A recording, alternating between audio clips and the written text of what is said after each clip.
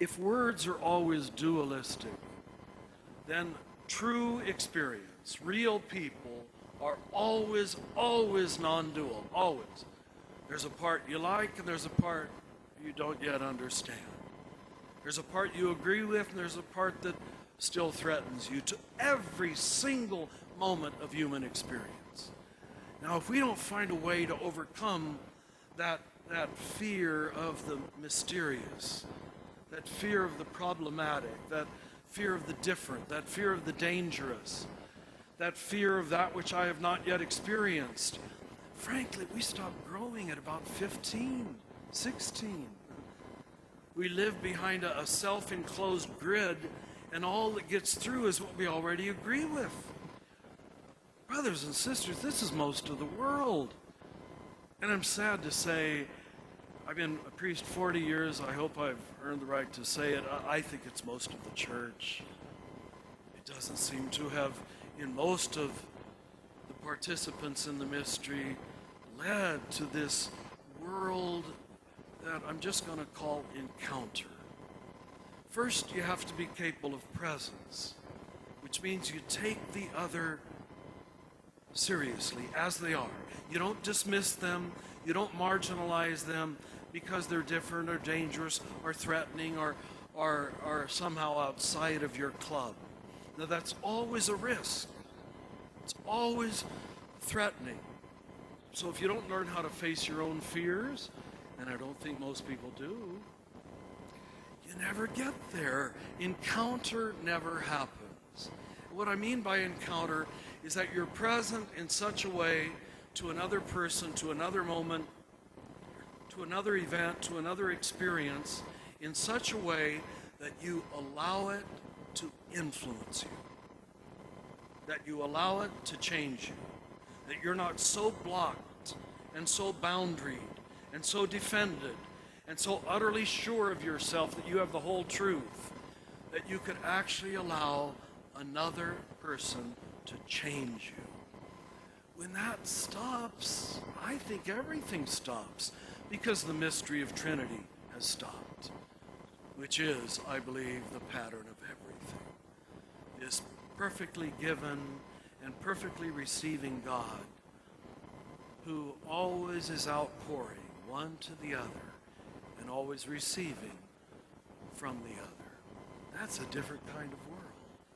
That's the kind of world that our Father Francis understood when he could call the elements of nature like sun and moon and wind and fire brother, sister, like they were fellow subjects, like there was mutuality between him and the natural world. We're learning in our men's work that men just more and more don't get it. As long as it's just lectures and words, the mind sits there and either agrees with it or disagrees, likes it or doesn't like it, calls it conservative or liberal, and all of the defenses come out, so you never have to move outside of your comfort zone. When I started studying the universal phenomenon of male initiation, I found out there's not a single example of it ever happening in even a lovely building like this. This is human scale. This is our fabrics and materials. It's sort of angular and square and logical and consistent and seemingly perfect, so we don't take it seriously. Initiation always happened like Francis took for natural, I think, in the natural world, where it's wild, where it's inconsistent, where the Paschal mystery is everywhere, where it isn't a world of order, but utter disorder that somehow is perfect and somehow is beautiful. And inside of that disordered, wild universe, the male soul, if he sits there, waits there, prays there long enough, he gets it. And he doesn't even know what it is that he got. They just come back different. And we say, what is it you learned? I don't know what I learned. But I know it's a different shaped universe. That, brothers and sisters, is encounter. And that we can't program for anybody. It happens when you experience your experiences. Now that probably sounds like I'm saying nothing, but I don't think Western people experience their experiences. I think we just pile another one on top of another one, on top of another one, on top of another one, never surrounding them with any kind of deep silence or deep receptivity or deep joy that absorbs them. And so we don't know them, and our experiences don't change us. And so we never get to the unified field. We never get to that divine gaze where we're seen all the way through. Where we're received all the way through. And that's called salvation. And it doesn't happen later, brothers and sisters. It happens now, and now, and now, and here. And if it doesn't happen here, I don't think we have much reason to believe that it's going to happen later. But we made it, as Brian McLaren says, we made the gospel into an evacuation plan for the next world. Put it off, because we couldn't believe. We couldn't believe the gift was given, the gift was available, the joy was possible, and the joy was possible even in the slums of Brazil or El Salvador or Zambia. Missionaries know that. We should have learned it from Jesus, who told us the last would be first.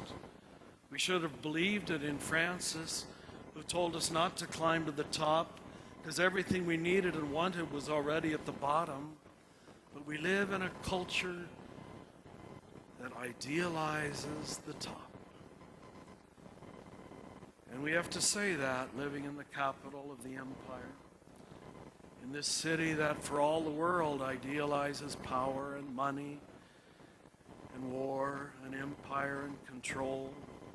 So maybe it has to start here too, that some of us have to believe in a different vision, a different God, a different world, a different mystery, a deeper field of truth beyond the dualisms of wrongdoing and right doing, which are hardly ever right.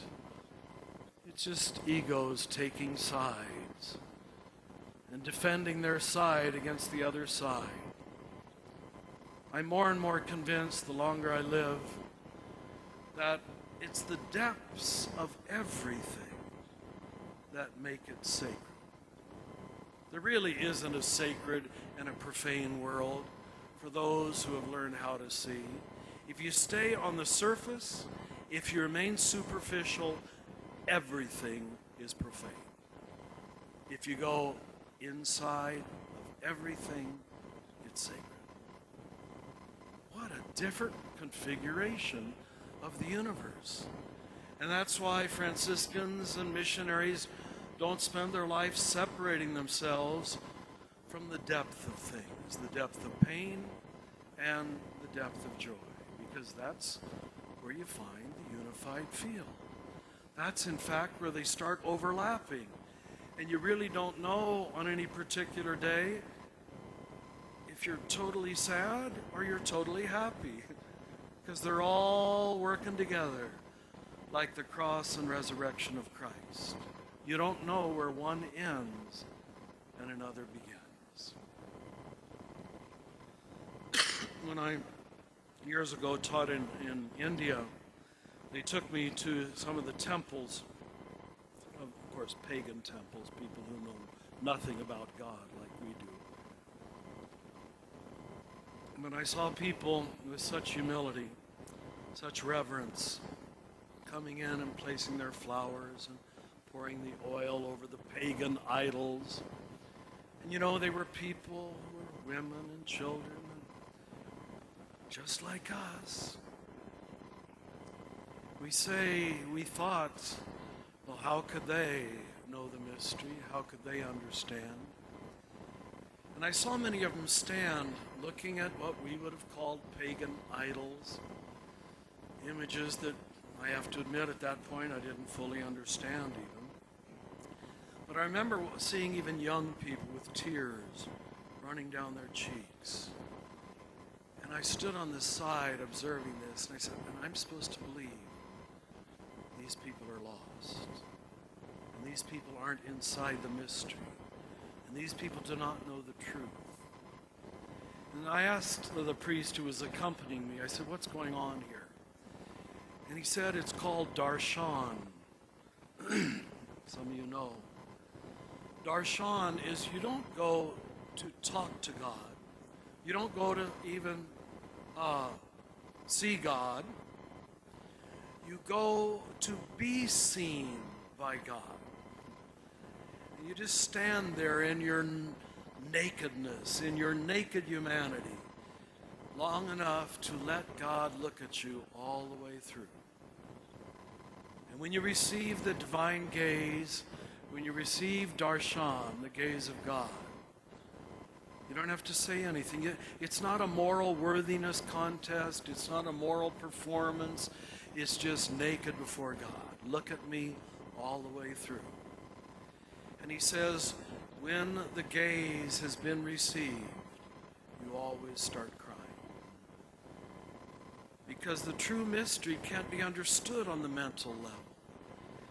As I told you in the retreat this morning, those of you who were there, it's much more, the mystery of incarnation is experienced in an incarnational way. It's like cellular truth.